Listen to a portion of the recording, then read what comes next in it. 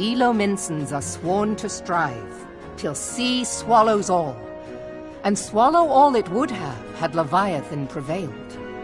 That we still strive now, we owe in no small part to you. Not for the first time, you have delivered Limsa Lominsa from the wrath of a primal. Never has our nation known a stouter ally. On behalf of my people, I give you my humblest thanks.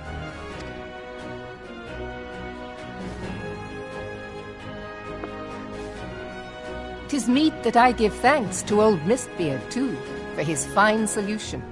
Whatever else he may have been, 'tis clear he was a resourceful soul. Would that I had a man like him in my service.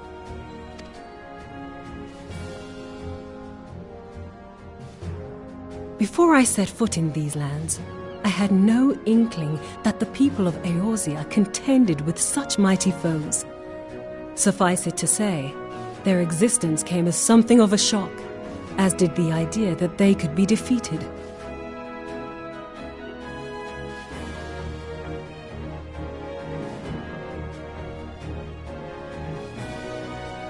This experience has served to remind me of the vastness of the world and the boundless potential of man.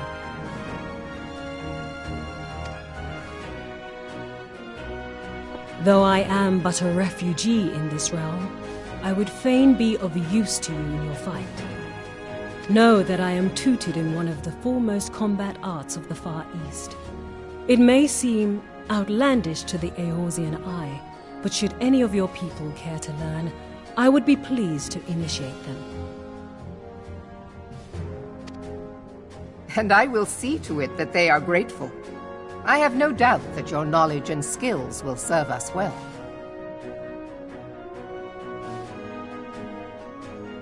Besides, your art is not so outlandish as you think. Would you not agree, Master Thancred?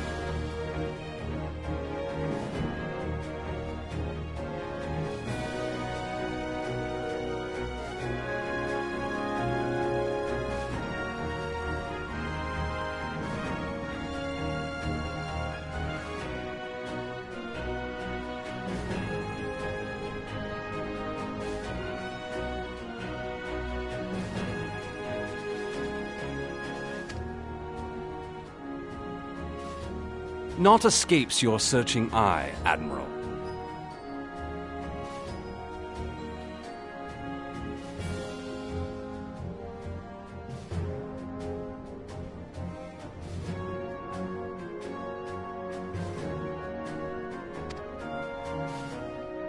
Few are privy to this information, but Limsa Lominsa is home to a certain secret fraternity. Its members are trained in a form of combat not unlike your own. By my judgment, it should not be beyond such individuals to adapt to the techniques I witnessed you employing with such admirable deftness. I am heartened to hear this. I too noted a kinship between your style and mine own, though it seemed to me that you fought differently in the beginning. I suppose I did. What can I say? I'm a man of many talents. Though you may labor to believe it, Thancred was once something of a scoundrel who fraternized with the criminal class in these parts. Yestola! You jest, of course. But for a chance encounter with Alphino's grandsire, he might never have left Limsa Lominsa, or received an education in Sharlayan, or taken up his post in Uldar, which is where he trained in the blade, lest you wonder. Minfilia, please!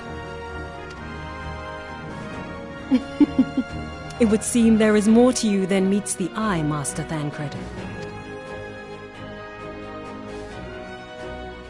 Lady Yugiri, I am told that you and yours came to Eorzea seeking permanent resettlement, and that many domins have since been engaged as frontier hands at Revenant's Toll.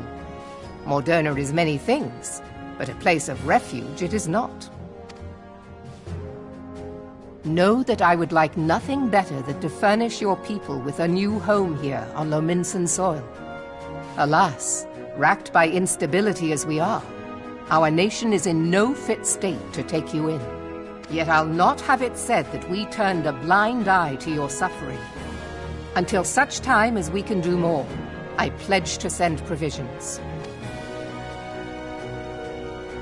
We are in your debt, Admiral.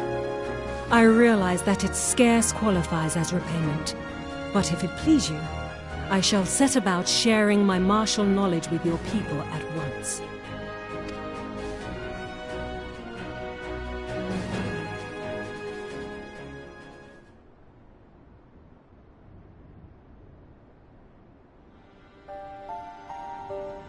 You wished a word in private.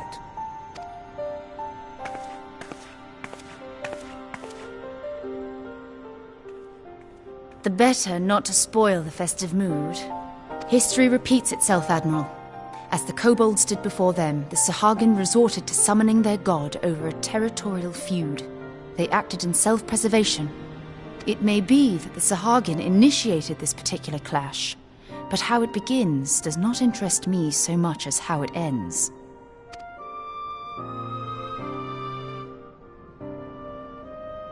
I have not forgotten our conversation, Y'ashtola. I am aware that man bears part of the blame for the Primal's existence. Nor am I ignorant of the Sahagins' reason for acting. They sought to secure a place to breed and multiply that their kind might survive. Self-preservation, as you say. But we have as much right to live and thrive as they. If our own survival is threatened, are we to lay down our arms and welcome oblivion? And so you kill, that you might live. Yet if living is a right, then that right belongs to all peoples, be they men or beastmen.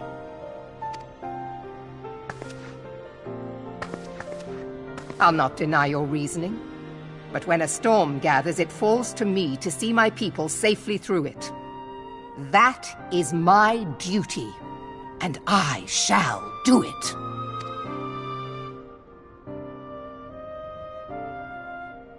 As must we all, Admiral.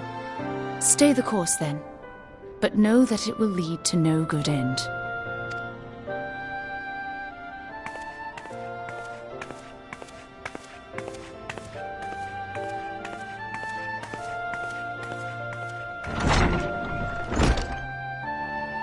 Man has ever put himself first and foremost.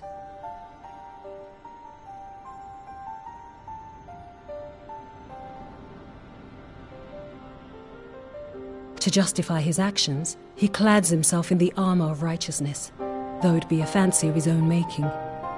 In this, mayhap the Garleans and we Domans are not so different.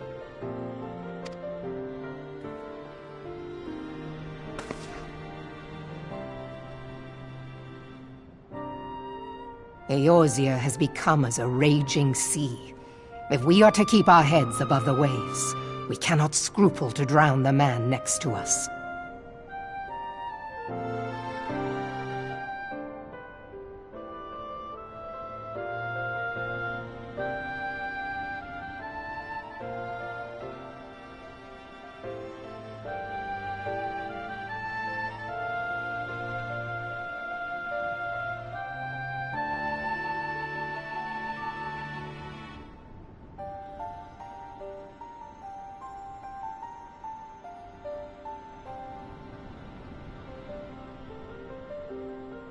When hopes of coexistence founder, strength must determine who has the greater right to live.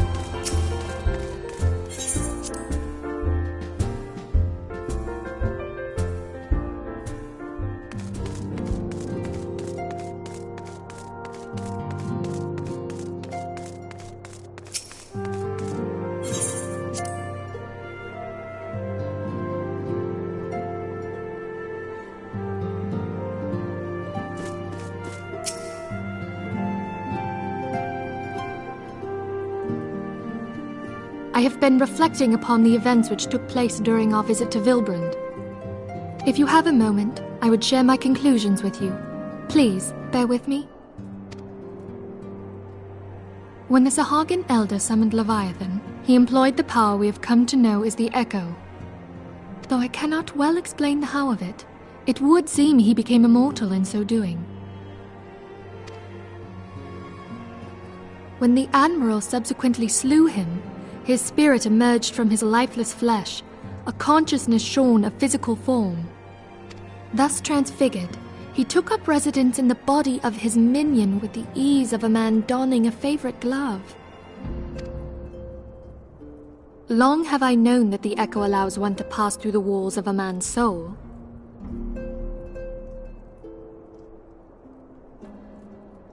But never did I imagine that it could free us from our own flesh, nor less that our souls could then occupy the next corporeal vessel to take our fancy. It was of this that Elidibus spoke, an existence which knows neither cessation nor oblivion. And yet, though the Sahagin had mastered his gift and thereby become immortal, he was by no means invulnerable. As we both bore witness, he was ultimately absorbed into Leviathan. And the import of this observation? If the Ascians' mode of existence is indeed the same, it can be inferred that they too are not invulnerable, that they can be destroyed. There exists a legend which tells of souls who are reborn upon the cusp of each umbral calamity, that they might stay the encroaching darkness. To most, it is but a fairy tale, yet recent events have given me cause to wonder, could the legend in fact refer to the echo?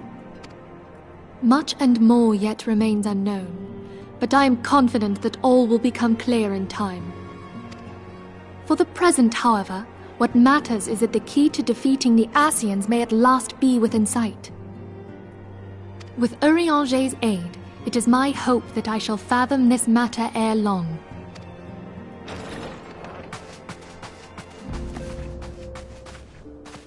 Oh, I was just about to send for you, my friend. Is Artemis?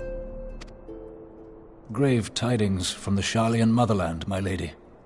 It doth concern our distant allies, the students of Baldessian.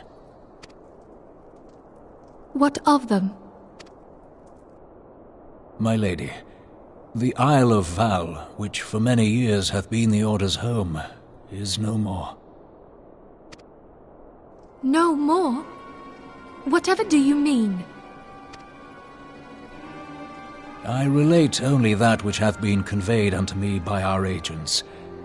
An etheric wave of the highest magnitude was recorded in the region. Soon thereafter, 'twas observed that the isle had ceased to be. 'Tis postulated that a magic was evoked, like in power to Ultima. 12 preserve.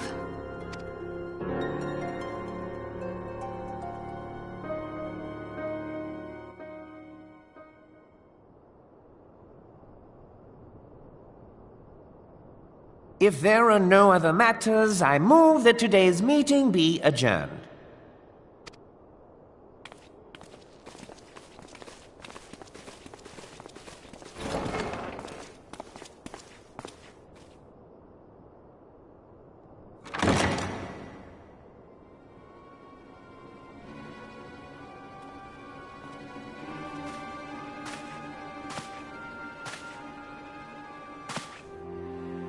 It is done, my lord.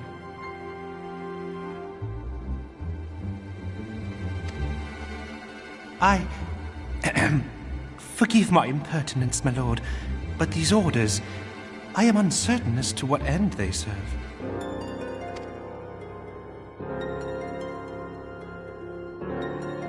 Revolution.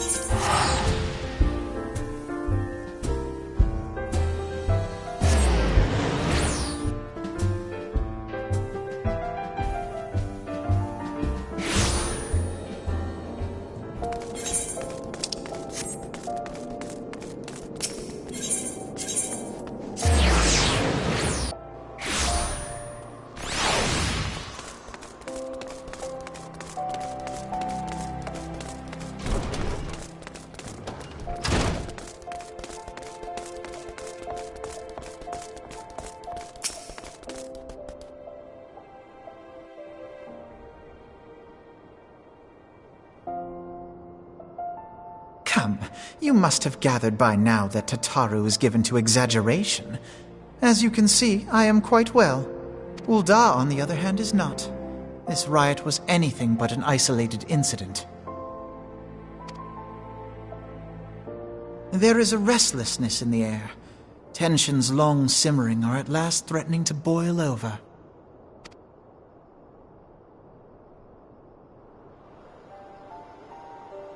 Ul'dah is a nation infamous for the great disparity between the wealthy and the poor.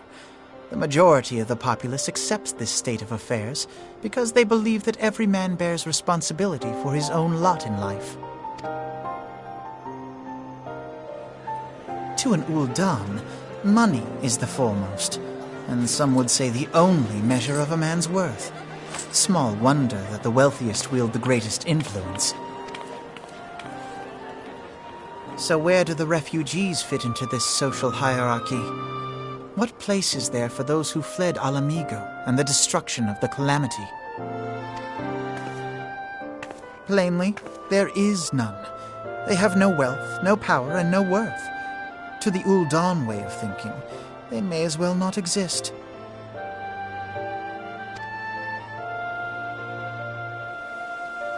Choosing to ignore their existence, however, is patently not an option. General Rauban and the Sultana understand this, which is why they ordered the Immortal Flames to provide the refugees aid and succor. Yet none would dispute that the expenses incurred by this policy grow by the day, with no end in sight.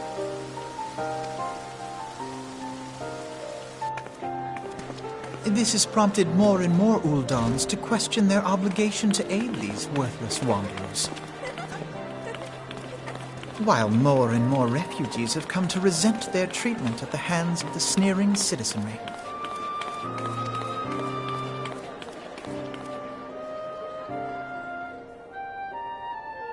The The manner of Lord Lolorito's refusal to grant the Dolmens asylum bespoke a disdain for all refugees, an attitude shared by the rest of the monetarists. And you may be sure they make no effort to conceal their opinions.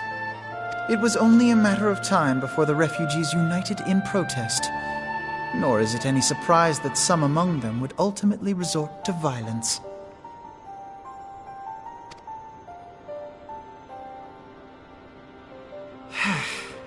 That the Immortal Flames should choose this of all occasions to engage in joint training exercises with the other Grand Companies. By the time they return, the situation may well have deteriorated beyond mending.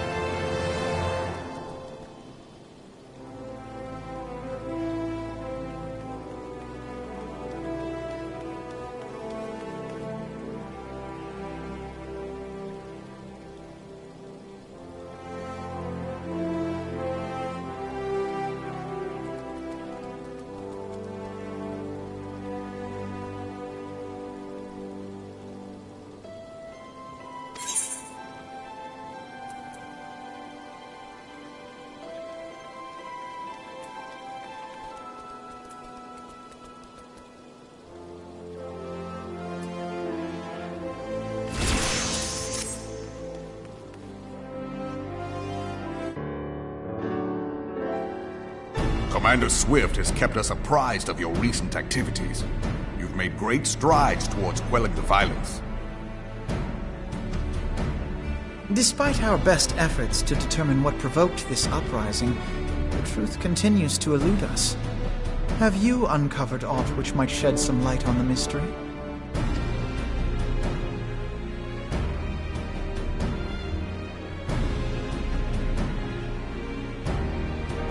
This information does not leave this room. The Syndicate's decision to reject the Doman refugees' appeal for asylum had lasting repercussions. A number of those displaced by the calamity claimed it was proof of a policy of discrimination.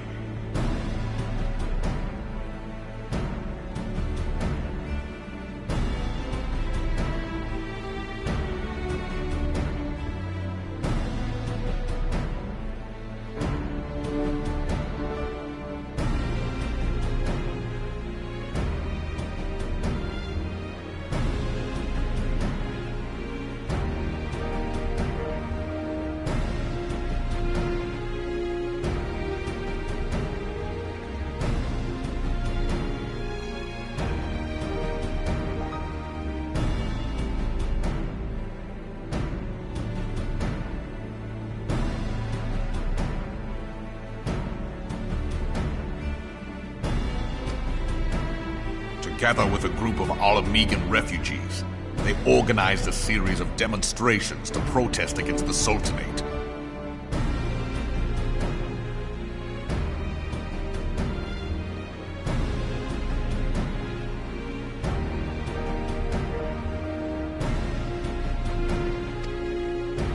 Demonstrations which became heated, but did not descend into violence.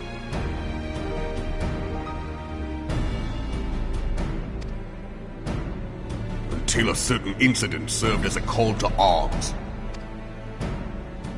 A unit of brass blades sent to supervise a demonstration loosed arrows upon unarmed protesters.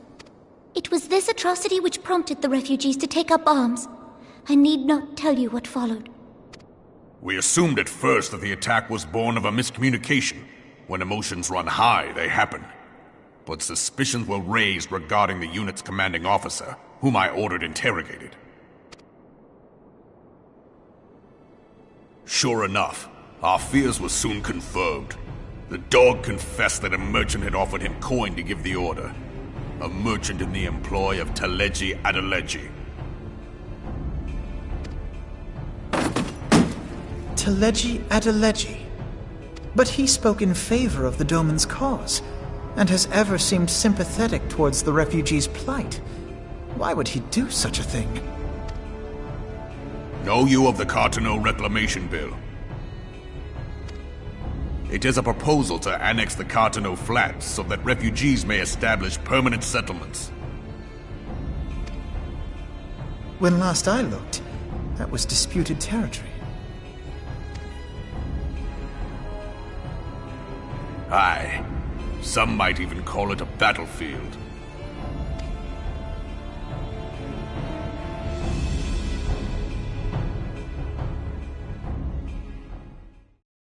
The destruction wrought by Bahamut was greatest at the Cartano Flats. That much is common knowledge. What is less well known is that his rampage laid bare ancient Alagon ruins, of which no record existed. There are certain differences of opinion as to how these ruins should be handled, which is why each nation maintains a military presence in the region to this day. Yet differ though we may, we are still allies. Therefore, in the interest of preserving the Eorzean alliance, we have reached an agreement.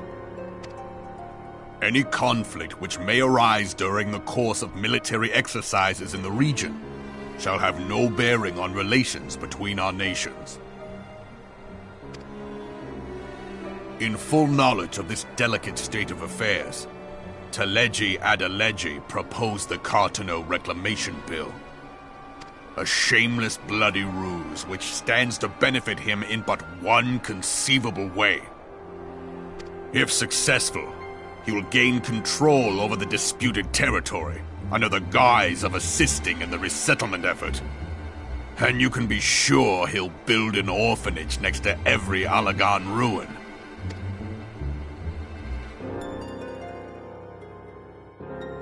The man would threaten the unity of the Eorzean Alliance and risk countless lives for personal gain.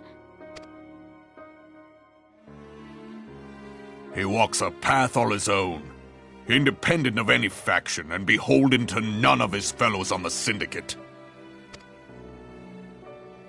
By inciting the less fortunate to violence, he hopes to convince others that the Cartano Reclamation Bill is the only viable solution. His sympathy for the plight of the Domans was not but posturing to gain credibility with the refugees. Of that there can be no doubt.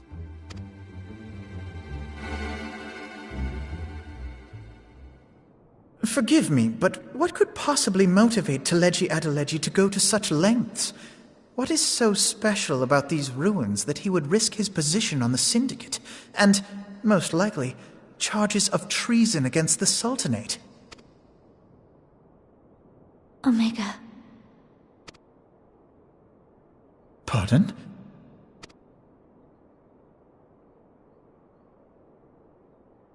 An Allagan monstrosity, not unlike the Ultima weapon. Mayhap larger, we know not. It has yet to be fully excavated.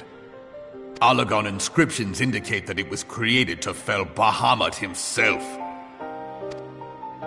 If accurate, it might explain why Nail Van Darnus chose to bring the Red Moon down upon the Cartano Flats. Given the ends he went to ensure Eorzea's annihilation, destroying the one weapon which could stay the Elder Primal may well have seemed like good sense. When first I bore witness to the power of the Ultima weapon, I doubted the evidence of my senses. And now you tell me there is another such weapon. One which could contend with Bahamut. Bahamut! Aye, we were skeptical ourselves. Truth be told, until the Ultima weapon's existence came to light, we thought the inscription had been mistranslated. At present, Omega is more akin to a fossil than a tool of war, having long since ceased to function. As such, its true potential cannot accurately be gauged.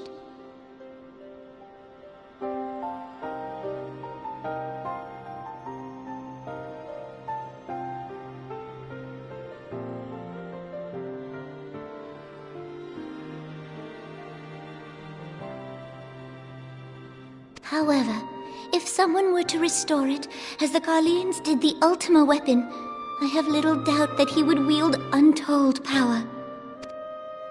Power enough to subjugate Uldar like as not, and the rest of Eorzea besides, which is doubtless why Teleji Adeleji yearns to have it.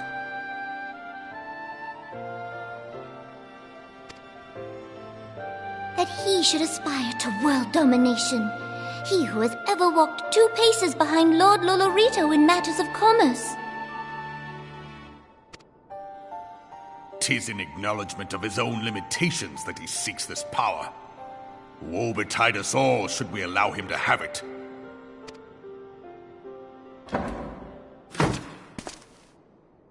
Pray waste no time chasing rats. Only a fool would believe that secrets can be kept in Uldar.